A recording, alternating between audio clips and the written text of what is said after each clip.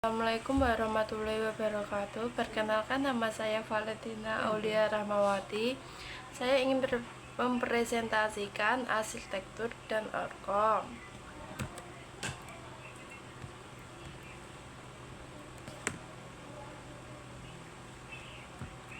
Di sini ada daftar isi, pengenalan dan evolusi komputer. Yang kedua ada memori internal, yang ketiga ada memori eksternal, yang keempat ada input dan output, yang kelima ada sistem interkoneksi, yang keenam ada kesimpulan, yang ketujuh ada daftar pustaka.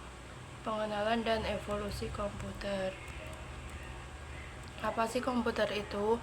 Komputer adalah perangkat elektronik yang dirancang untuk memproses data dengan cara menerima input, melakukan pemrosesan sesuai instruksi program, menghasilkan output informasi, dan menyimpan data.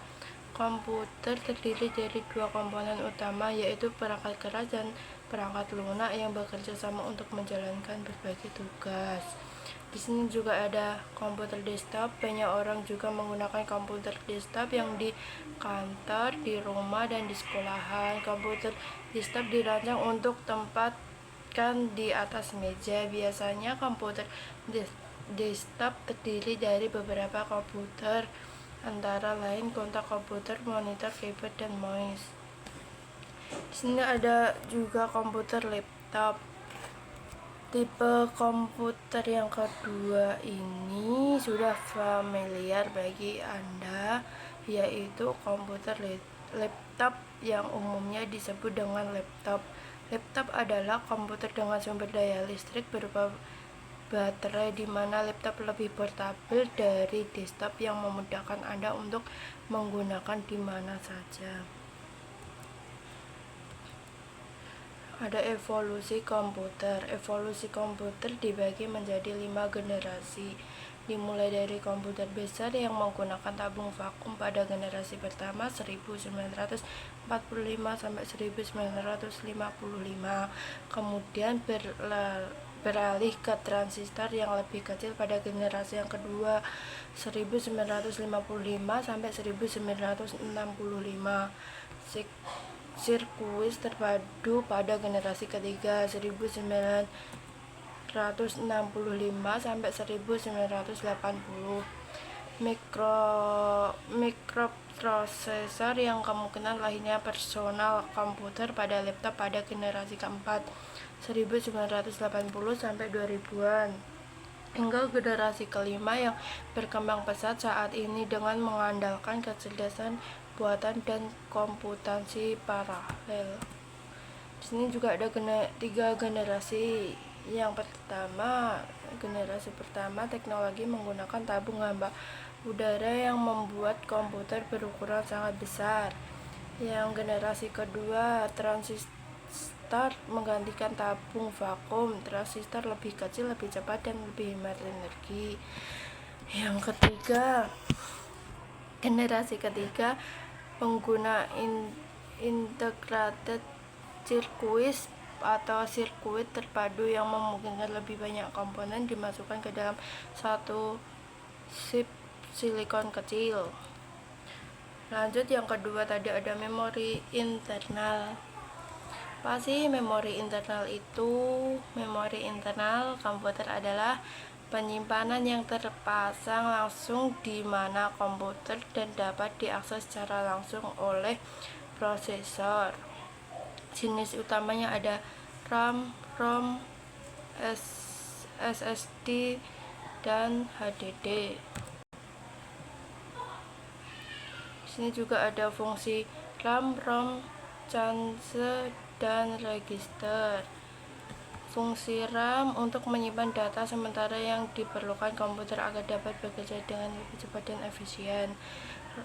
Fungsi RAM menyimpan instruksi dasar dan permanen yang diperlukan saat komputer dinyalakan. Cache untuk mempercepat akses data dengan menyimpan salinan data yang sering digunakan pada penyimpanan berkecepatan tinggi seperti RAM. Register sebagai tempat penyimpanan sementara yang sangat cepat untuk data dan instruksi yang sedang diproses oleh CPU yang bertujuan untuk mempererat kinerja komputer. Ada juga memori eksternal. Apa sih memori eksternal itu? Memori eksternal adalah penyimpanan data yang terpisah dari memori utama. Komputer berfungsi untuk menyimpan secara permanen dan tidak hilang saat dimatikan. Ada juga fungsi eksternal, HDD, SSD, flash disk, dan SIM. Fungsi HDD menyimpan data dalam jumlah besar seperti foto, video, dan dokumen baik di dalam maupun luar komputer. SSD menyimpan data dengan kecepatan tinggi, cocok untuk sistem operasi, aplikasi, dan game agar berjalan lebih cepat. Flash disk media penyimpanan portable yang ringkas dan mudah digunakan untuk transfer data antar perangkat. CD membaca dan menulis data menggunakan teknologi optik pada cakram optik. Input dan output. Perangkat input memasukkan data atau perintah ke komputer, sementara perangkat output menampilkan hasil pemrosesan data dari komputer. Cara kerjanya adalah perangkat input mengubah tindakan pengguna menjadi sinyal elektrik untuk diproses oleh komputer, sedangkan perangkat output mengubah data digital menjadi bentuk yang bisa dipahami manusia seperti visual, monitor, atau suara speaker. Sistem interkoneksi. Bagaimana CPU, memori, dan input atau output berkomunikasi melalui bus sistem. CPU, memori, dan input atau output berkomunikasi melalui bus sistem yang terdiri dari 3 bagian. Bus almet yang mengirimkan alamat lokasi memori atau input dan input. Bus data yang membawa data yang seberapanya, dan bus kontrol yang mengirimkan sinyal kendali seperti perintah baca atau tulis. CPU menggunakan bus-bus ini secara terkoordinasi untuk mengambil data, menyimpannya, dan berinteraksi dengan perangkat input atau output. Kesimpulan dari materi di atas yaitu bahwa komponen-komponen ini bekerja sama untuk memungkinkan komputer memproses data. Pengenalan adalah gambaran tentang komponen ini. Memori internal dan eksternal menyediakan tempat penyimpanan data, RAM, dan penyimpanan permanen. Perangkat input atau output memungkinkan pengguna interaksi dengan komputer dan data, sementara sistem interkoneksi menghubungkan semua komponen agar dapat berkomunikasi dan bekerja secara efektif. Di sini juga ada daftar pustaka. Terima kasih, sekian dari saya. Wassalamualaikum warahmatullahi wabarakatuh.